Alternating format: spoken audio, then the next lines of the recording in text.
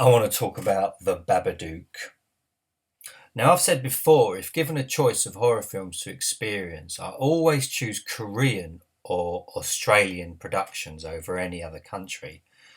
And when the opening credits for The Babadook told me it's an Australian film, my excitement level went through the roof. I was aware of the positive response this film has, and somehow I avoided any plot spoilers.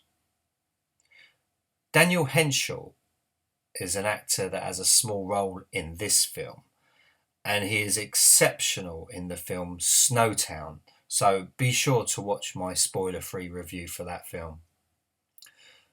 Actress Essie Davis, I recognised her and I couldn't place her from where I've seen her before. Then I realised I watched her in the thought provoking TV series The Slap.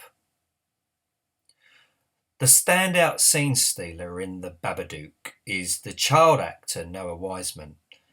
He's one of the best child actors I've seen for a long time. There are scenes when he's so scared on screen, I started to worry if the director went too far in encouraging such a young actor to be genuinely terrified.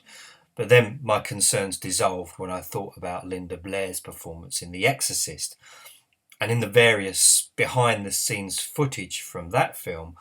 All cast and director are having a lot of fun until the camera starts to roll. I wouldn't say The Babadook is a scary ride.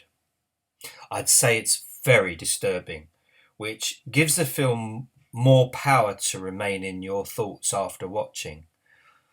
The camera work and lighting on screen creates an original and claustrophobic environment.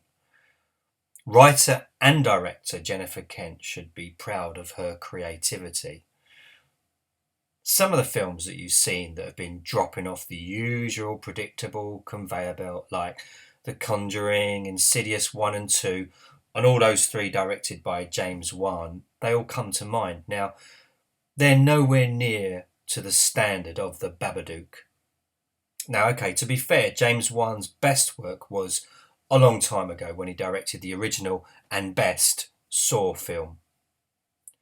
Now, with The Babadook, some of the supporting cast, there's two school teachers and two social workers, and they sort of acted stern and one-dimensional, like they stepped through time from the Victorian period. Now, perhaps this is just a style choice. The actual Red Babadook book featured is a truly dark and wonderful design, and the bleak, dark painted home where the film is set is very foreboding. It's weird that the home interior has no bright colours, and weird works.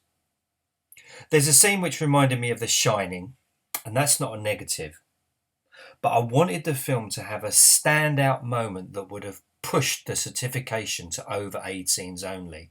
Now, the reason I mention this is because when a horror film is a 15 certificate in the UK, I wonder if the film's original impact has been diluted for a lower certificate to get a wider audience. There are many terrific scenes and ideas in The Babadook, and it's a ride that will grab you and make you realise just how other horror films are immediately forgotten about after watching them. However, there are a couple of ideas I witnessed here that seem to be added on without the same time or effort the majority of the film has. Now, I'll try to be as considerate and sensitive as possible here. My final observation is this. Now, as a comparison, for those of you that have watched the Frank Darabont's film The Mist, which has one of the best endings ever in a film, The Babadook deserved to deliver an end that has a similar and genuinely upsetting impact.